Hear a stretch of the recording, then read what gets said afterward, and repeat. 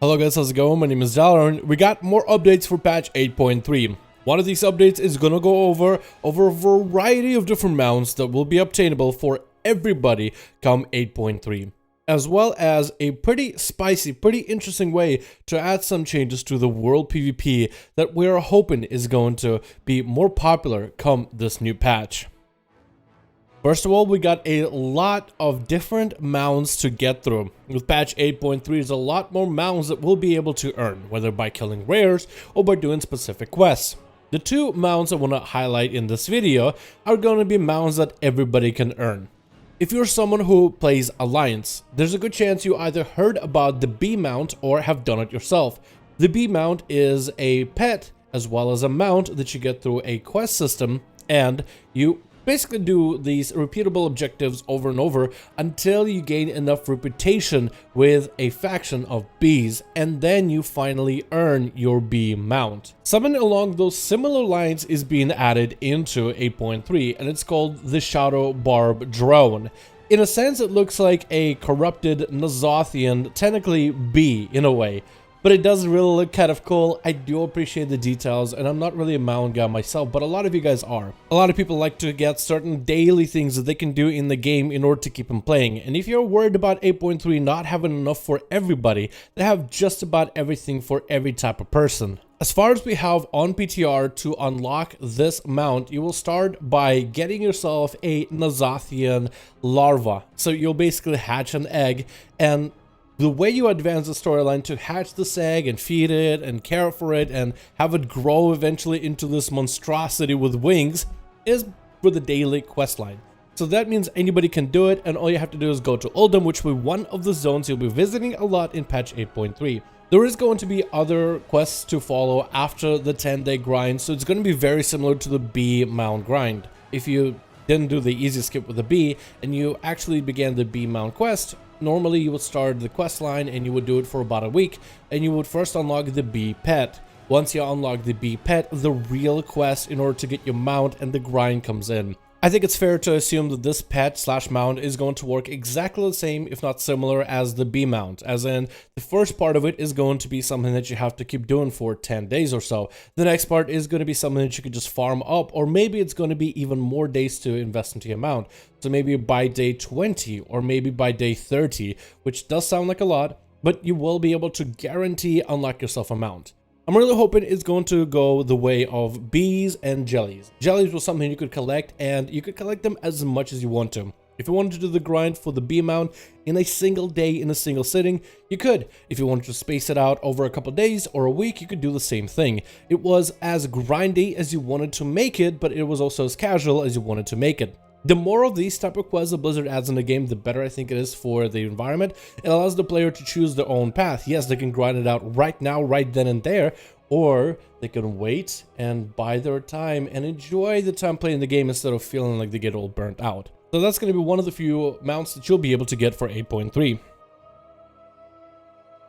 However, if you're someone who likes to do a lot of raiding, I've covered this sort of kinda on the channel before, but yes, there's going to be a heroic N'Zoth raid mount by the looks of it. This is not finished and is still on PTR, so it's not hit live servers, and we can't really fully test it in terms of, actually being able to play it in-game to see how it functions. But it does seem that once you defeat N'Zoth, you get yourself a item that begins a quest called The Lost Flight.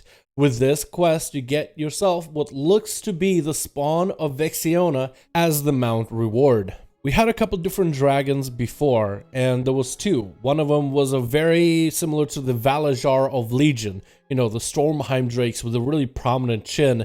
We had that drake in full purple, but then also we had what looks like Vexiona, the actual boss, with the saddle, also full purple. And at first I thought that maybe we won't get Vexiona as a mount, maybe that'll be something different, and I was kind of hoping for those Stormheim Legion drakes, because I love just the way that they look. I think they look great.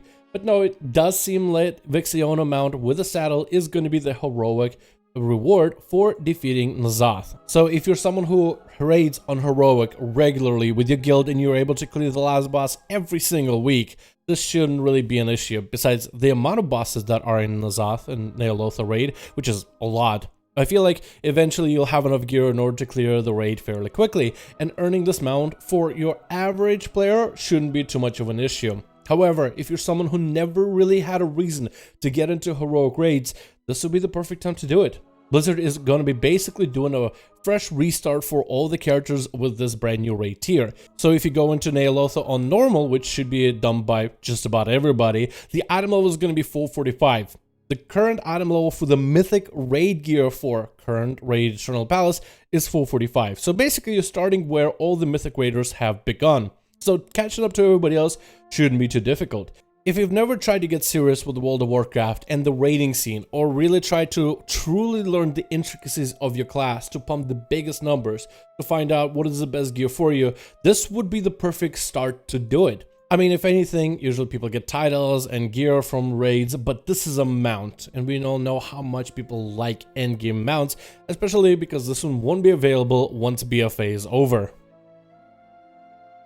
You know, we all love World PvP. It's actually super enjoyable, and War Mode has been a lot of fun, especially when there is a reason for Alliance and Horde to be fighting each other.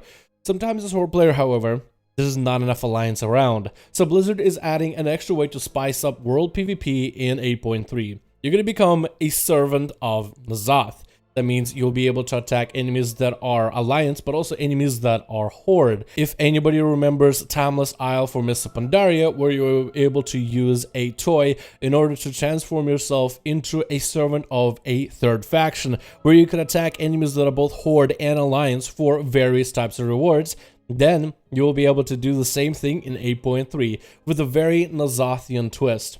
So this should be quite exciting to see a bunch of people running around attacking members of the Alliance and Horde. It should be very exciting to see what World PvP is gonna look like, and whether what faction you are, Alliance or Horde, does not matter. To be able to turn as a minion of N'Zoth and away from your faction, you first have to become the assassin for your faction. Then you'll be given a quest to turn on the allies that you were just fighting with and slay them all. And the quest requires you to kill 10 allies in a row without dying, which is going to have some stakes to it.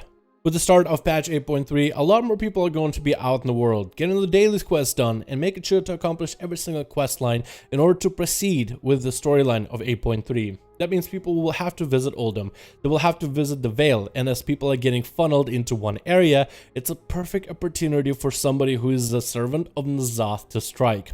Of course, this item is going to be exactly like the others, as in, once you use it, it's going to sacrifice a good portion of your health. So make sure you use it while you are away from members of the opposite faction, or even your faction. Make sure you healed up right after using it. And hopefully this system will have some sort of reward system, so you may be able to buy toys, maybe certain specific cosmetic items that are very N'Zothian inspired. As right now in PTR, there's not a lot of information on this just yet, but hopefully in the future there will be more. Either way, it looks very exciting to give people a reason to want to attack one another.